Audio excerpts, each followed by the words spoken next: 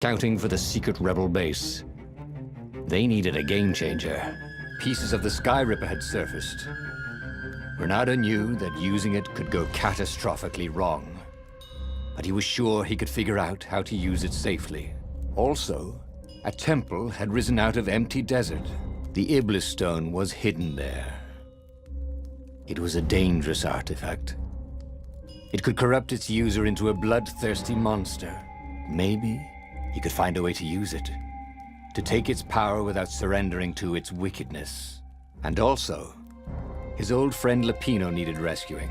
Of course, Bernardo had a pretty strong suspicion that Lupino had betrayed the rebellion, and he had a gut feeling that he needed to use that to his advantage. Every child knew about the Sky Ripper. The Transcendent Emperor had buried its pieces deep. And then, this Emperor's horrific sacrifices had brought it back to the surface. Bernardo wasn't exactly sure how to use the legendary weapon. But surely, there must be some way to do it without provoking another catastrophe. Had he, somehow, summoned the long-lost components of the legendary weapon out of the deep places of the Earth? It was more than Bernardo could fathom. But if he could find a legendary weapon, he would use it.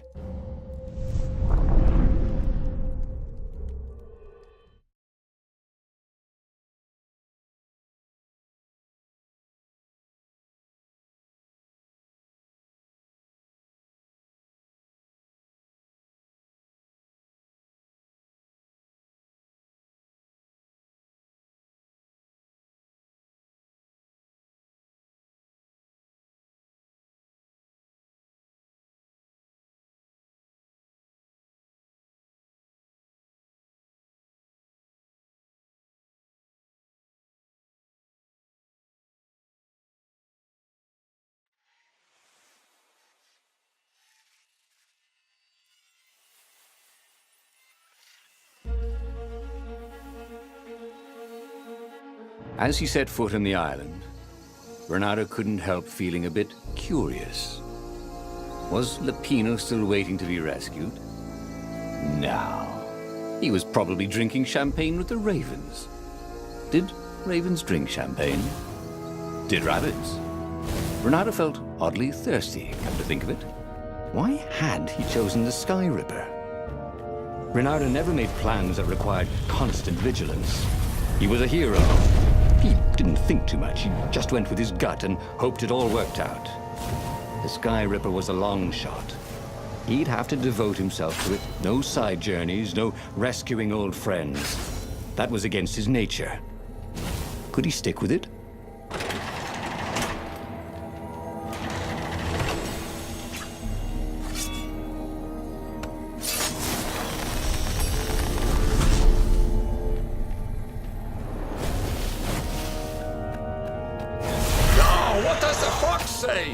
Asked one raven. Another one called back, "Oh, I'm dying!" And they both laughed hysterically.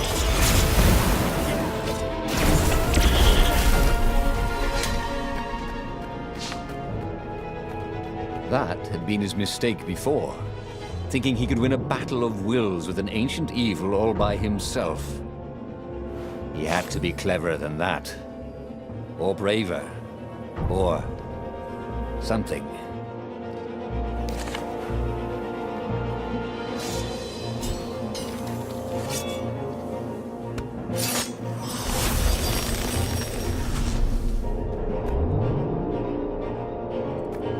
Bernardo was looking for a big chest. Wait. That didn't sound right.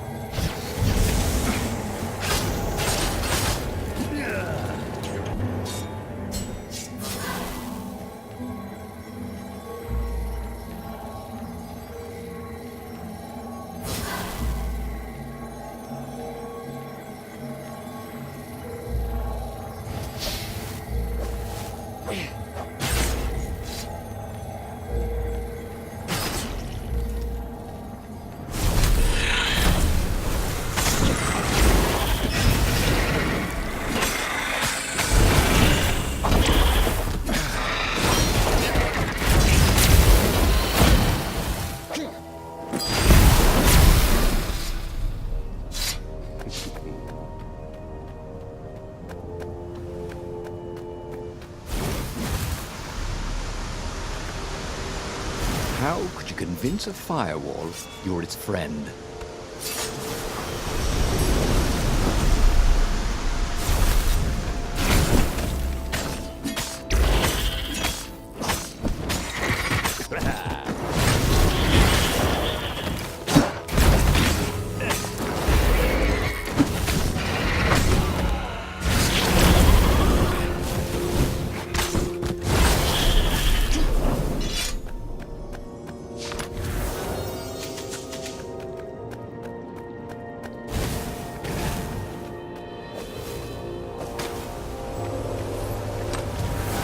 Ooh, sparkly, thought Renardo.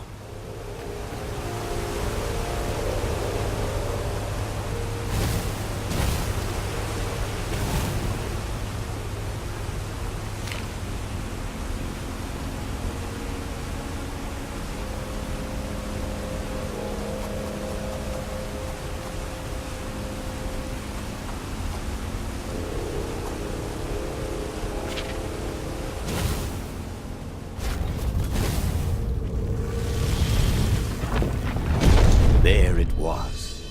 Skyripper's armature. The stuff that dreams are made of. Engineers' dreams, anyway. The device was intricate. No one alive had the skill to make a thing like it. How was it part of a weapon at all? He'd have to ask a scientist. But first, he'd get the second piece. Skyripper had a heart. A core that had come to rest on the next island. Well, there was another island he could reach. Zenobia had just invaded it with her father's Raven battalions. She must be encamped there still. But fighting Zenobia now, that made no sense at all. He'd already sacrificed one friend to get this armature, was it? He didn't need to hurry to face her. She would find him.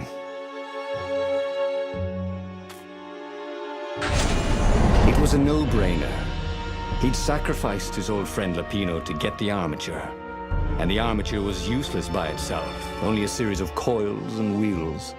War demanded sacrifices, and he would make more before the end. He would have to choose the greatest good, no matter how much it cost him. Zenobia. Well, he would see her sooner or later, across a battlefield or a sword's point before all this was over. He was sure of that. The power was in the core. Obviously, he had to get the core.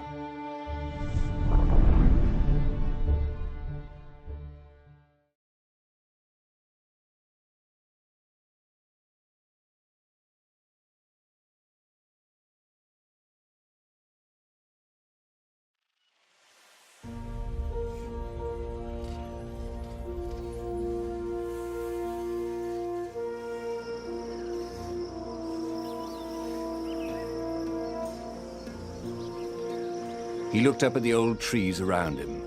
They were so big and so old. They'd been there before he was born, and they'd be there after he'd passed into legend. Was he confronting his own unimportance? What had got into him? He was no philosopher. Anyway, who cares? He was plenty important. He was a hero, and soon he'd prove it.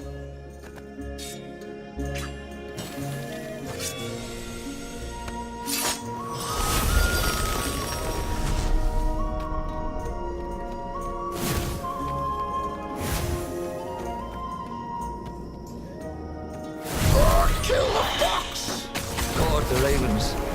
Nobody said they were original.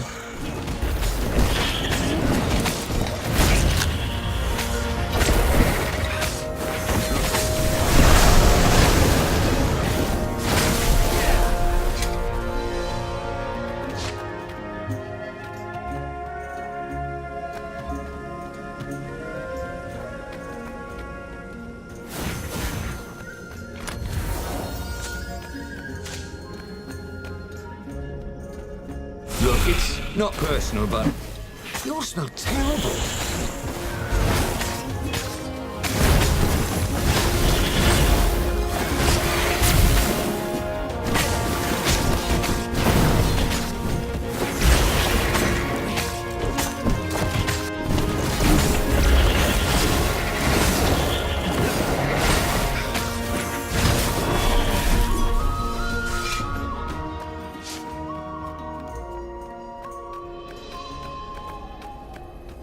You almost never saw wild gogglers together like this. The toads had to train them not to peck each other to death. So these had to be Imperial gogglers. That meant ravens were up ahead.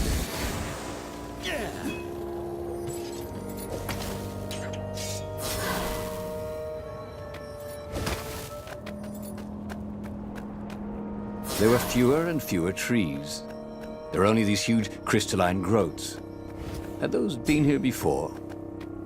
He no longer heard birds except for the feverish cawing of the ravens when they attacked. He couldn't smell the small animals of the forest, the mice and rabbits. Where had they gone? And he was getting hungry too. This was an unhealthy place to be.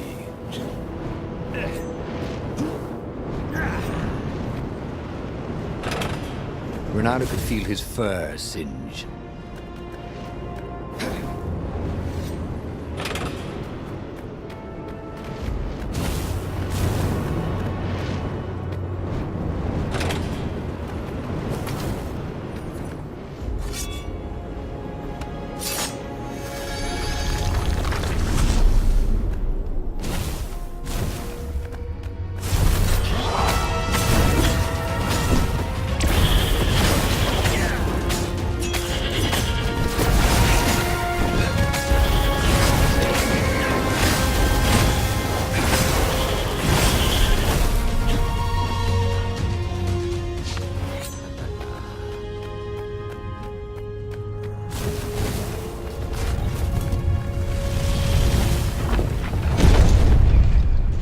The 20-sided core made him feel physically sick. Once he had sneaked into a temple of the dark arts, and he hadn't liked what he smelt and saw there. This felt like that. As quick as he could, he wrangled the icosahedron into the armature. The wheels began to spin, then glow. The sick feeling quickly spun away. Now he only felt sad. He had lost good friends for this war apparatus. Maybe Lapino wasn't such a good friend. Yeah, that made him feel better. He carried his prize back to the Farfarer. Now, he had to make his next move. There was a key Imperial outpost on the Nexus.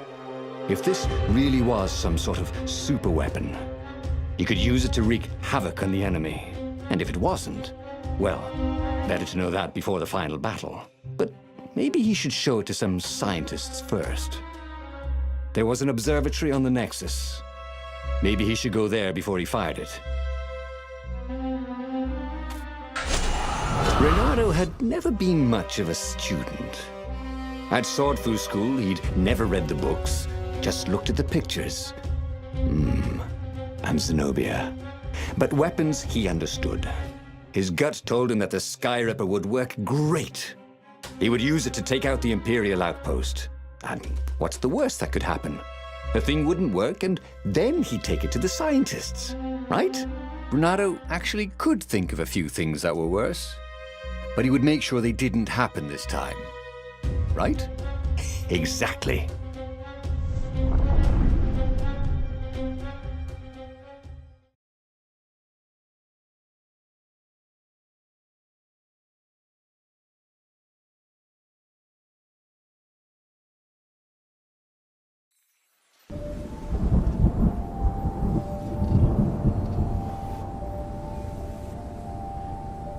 As he set out down the path, Renato wondered why the parts of the Skyripper had only surfaced now, thousands of years after the Transcendent Emperor had discarded it. This Emperor, Isengrim III, had performed terrible, bloodthirsty rituals to invoke the lost gods. Perhaps that was bringing up lost artifacts. How perfect, then, that the Skyripper would reappear to be his destruction. And hopefully this time, just his destruction.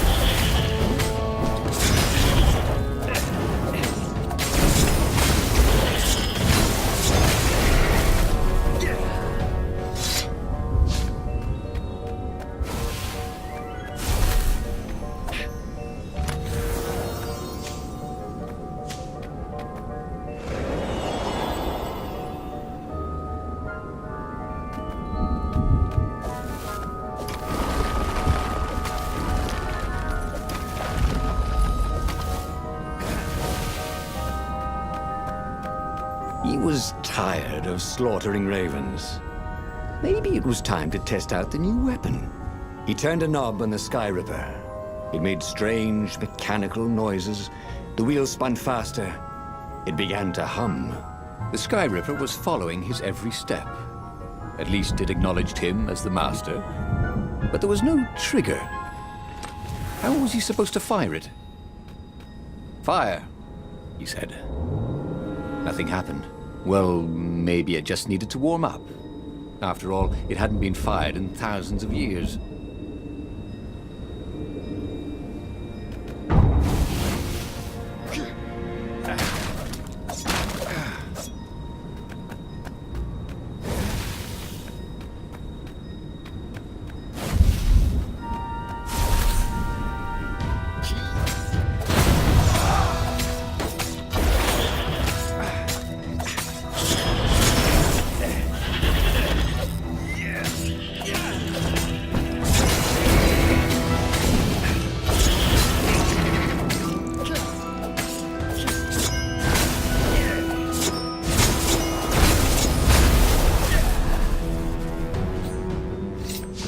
The Sky Ripper was making a whining noise now, and its wheels were spinning so fast he could no longer see them. Renato had a thought. "Please?" he asked. The Sky Ripper began to glow. Boom! The outpost burst into flame. Ravens flapped out screaming, wings on fire. The base was his. The far speaker toad came hopping out. "Renato!" It croaked, sounding like a toad version of Zenobia. "Don't use the Sky Ripper. It will destroy the world." "Yeah, sure it will," cracked Renato. "Pull the other one." "If you don't trust me, go see Calaveras. He'll tell you the same thing." Oh, she would say that. That sounded sensible. Why did she always have to sound sensible all the time? Oh, it was infuriating. Of course she would say that. He was supposed to hurry and bring the Sky Ripper to the council so the rebels could actually win the war. But what if she was right? Damn it.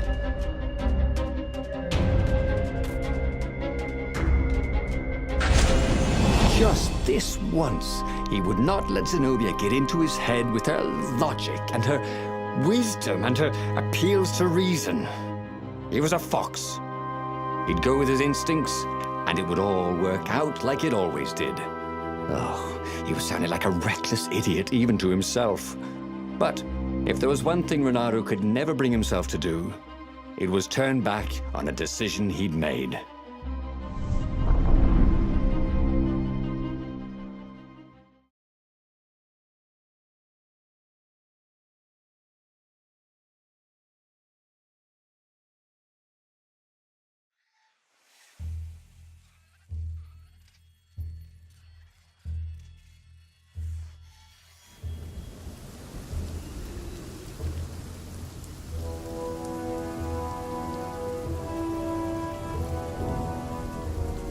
Imperials were flapping and cawing all around the ruins. They must be panicking with rumors flying of the superweapon. Maybe they hoped to find and destroy the base before he could put the Sky Ripper into action. The Sky Ripper was whining and heating up. It would be time to use that energy soon.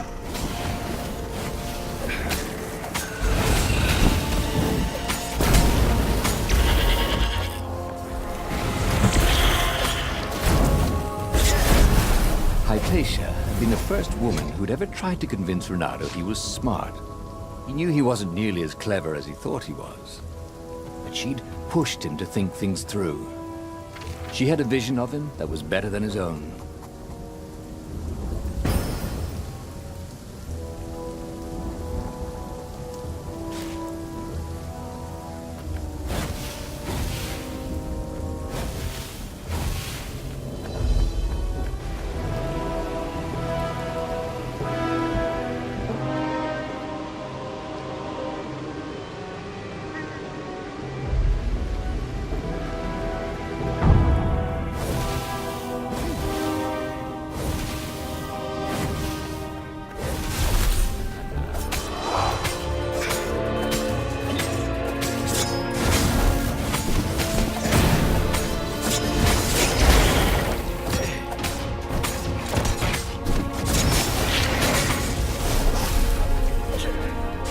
the Council knew he destroyed the outpost.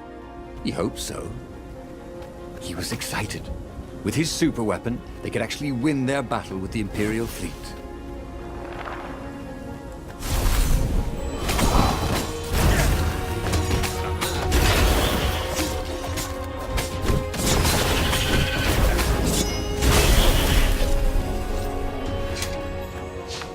What was Zenobia talking about? This was a fantastic weapon. Ravens burst into flames with just a touch of its killer beam. He was tempted to leave it on all the time, but he didn't want to accidentally slice off some council toad's head or tongue. She'd been trying to distract him. Well, this time, no one was going to distract him. What was the point of this gate? Did they think no one would notice the lever?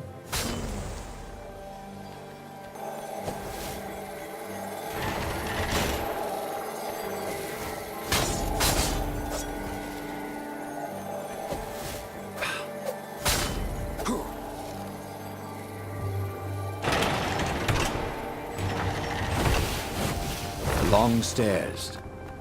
So he was close to the rebel base. Nothing was on fire. So far, so good.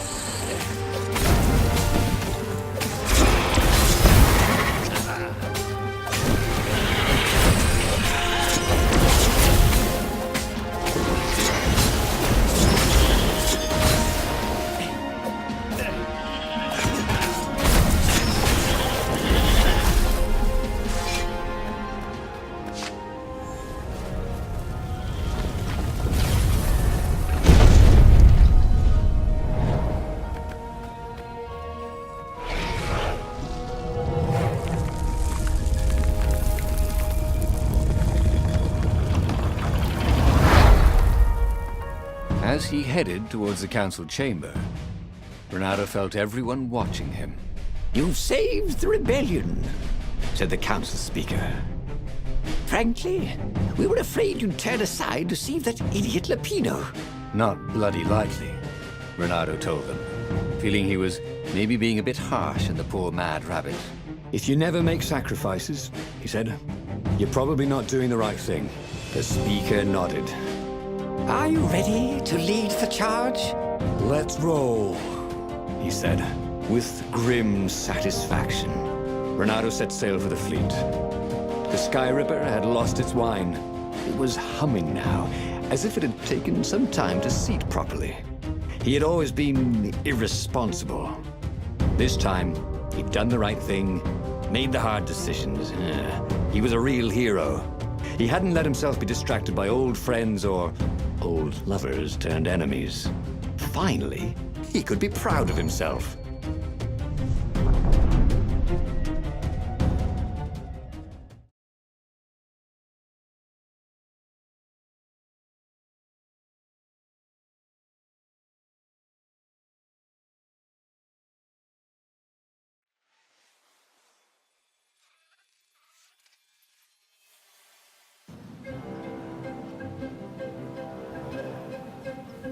He was ready. So was Sky Ripper. The Sky Ripper had a will of its own. It picked out its own targets and set them on fire. This was going to be a short battle. He would set the ships on fire if he didn't need them to get to the Emperor. And he wondered if he'd see Zenobia, or if she'd flee. Wouldn't she be proud of him? At least, a bit of respect. He'd become an all-conquering hero.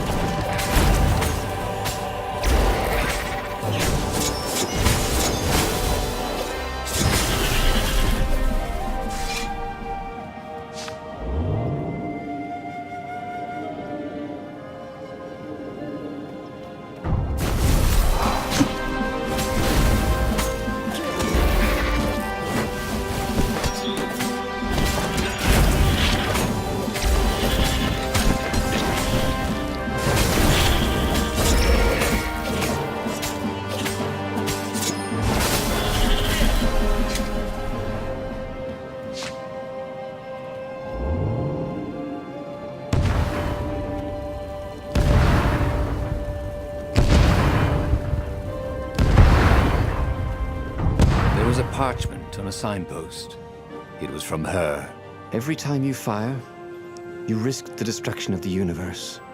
That's insane. We surrender. He'd done it.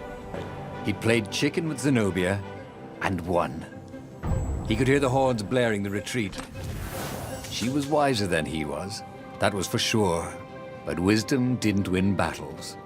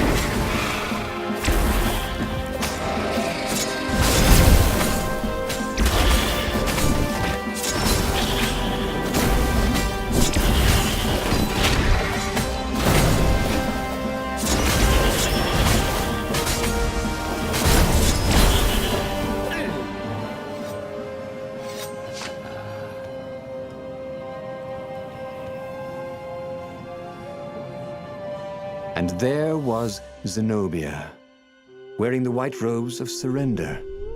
She came and kneeled before him. Why didn't you listen to me? I was trying to save you too. You're the enemy, he said. I was never your enemy, Renato. And he realized, not for the first time, how much she loved him. Then she spoke a terrible word and made a gesture with her hand. She stopped moving, covered in frost, and he wondered why she'd frozen herself. Then the Sky Ripper froze, and then, for a moment, he felt very cold and discovered that he couldn't move. The next thing he knew, the sun was a giant, monstrously red. It took up half the sky, and he was in a parched red desert. And then he was on fire.